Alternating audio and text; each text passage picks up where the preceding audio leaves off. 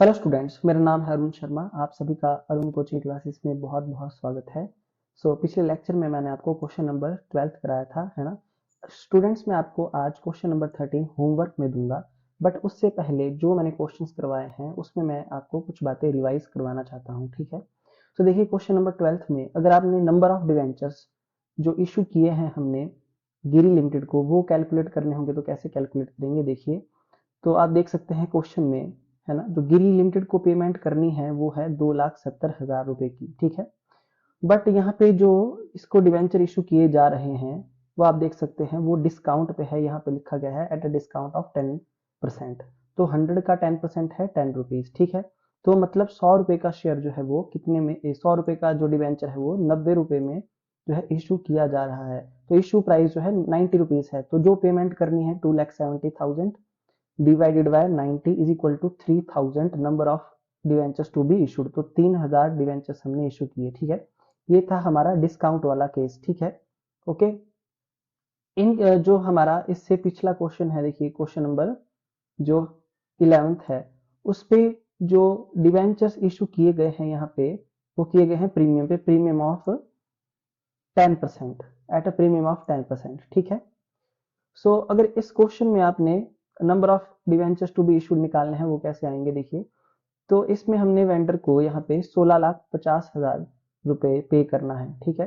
तो जो हमारा परचेज कंसिडरेशन है उसको डिवाइड करेंगे हम इशू प्राइस पर डिवेंचर से, ठीक है। देखिए स्टूडेंट, 100 रुपए का जो डिवेंचर है वो 10% प्रीमियम पे दिया जा रहा है, यानी कि 110 रुपए पे, ठीक है। तो 110 रुपए इशू प्राइस है विद प्रीमियम के साथ जो है 110 रुपए, है ना। तो 110 से डिवाइड होगा तो 15,000 के नंबर ऑफ डिवेंचर हमने निकाल लिए। तो ये केस कौन सा था, जब हमने प्रीमियम पे इशू किए हैं वेंडर को डिवेंचर्स, ठीक है। और इससे पीछे वाला जो क्वेश्चन था स्टूडेंट, इससे पीछे वाला आप देख सकते हैं यहाँ पे, इससे पीछे वाला जो क्वेश्चन है वो है क्वेश्चन नंबर 10। तो यहाँ पे जो हमने नंबर ऑफ डिवेंचर कैसे कैलकुलेट किए हैं क्वेश्चन नंबर 10 में, तो आप देख सकते हैं यहाँ पे वेंडर की पेमेंट है 7 लाख रुपए की, है ना। तो जैसे कि यहाँ पे बोला गया है 7 लाख की मशीनरी हमने खरीदी है, 7 लाख की, है ना। तो इसके अगेंस्ट हमने 50,000 इक्विटी शेयर्स ऑफ ₹10 ईच, यानी कि 5 लाख रुपए के तो हमने इक्विटी शेयर्स दे दिए। बाकी ये 2008% ऑफ ₹100 ईच के हिसाब से डिवेंचर इशू किए हैं, है ना। तो ये 2,000 नंबर ऑफ डिवेंचर अगर आपने कैलकुलेट करने होंगे देखिए, तो 7 लाख की टोटल पेमेंट है, 5 लाख की पेमेंट हमने इक्विटी शेयर से कर दी, बाकी पेमेंट बच गई 2 लाख से। तो number of debenture to be issued is equal to 2 lakh divided by 100, क्योंकि ये ना तो प्रीमियम पे है इशू किए हुए, ना ही ये डिस्काउंट पे है, ये पार पे है, ठीक है। तो 100 से होगा डिवाइड और 2,000 के नंबर ऑफ डिवेंचर्स आ जाएंगे। आई होप आपको ये पार, प्रीमियम और डिस्काउंट वाले केसेस समझ में आ गए होंगे, किस तरीके से हमने नंबर ऑफ डिवेंचर इशूड निकालने हैं, ठीक है। क्योंकि स्टूडेंट जो क्वेश्चन नंबर 13 है वो इसी पे बेस्ड है। देखिए यहाँ पे क्या बोला गया है, राजधानी लिमिटेड ने परचेज की है मशीनरी 2,20,000 की। तो it was agreed that purchase consideration paid by issue of 12% debenture of ₹100 each. तो 100 रुपए फेस वैल्यू है, 2,20,000 की परचेज कंसिडरेशन है ना।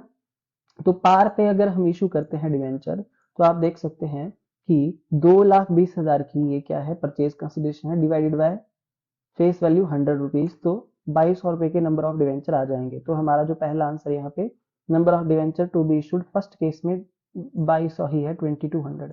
उसके बाद 2,20,000 की परचेज कंसिडरेशन है, ठीक है।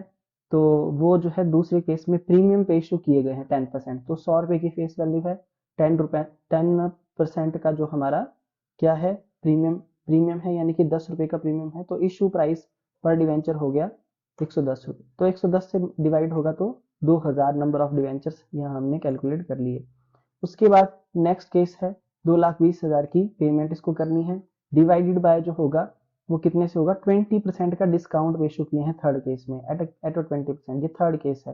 तो 100 का 20% होता है 20 रुपीज। तो 20 रुपीज माइनस हो जाएंगे तो 80 रुपीज आएगा पर डिवेंचर, पर इशू प्राइस पर डिवेंचर 80 रुपीज आएगा। तो 2,750 देखिए नंबर ऑफ डिवेंचर हमने कैलकुलेट कर लिए, ठीक है। स्टूडेंट, ये तो हर केस में अलग अलग एंट्री पास होगी, पर इसमें एक कॉमन एंट्री पास होगी, है ना। जब आप देखिए ऐसे क्या करेंगे, मैं आपको बता देता हूँ।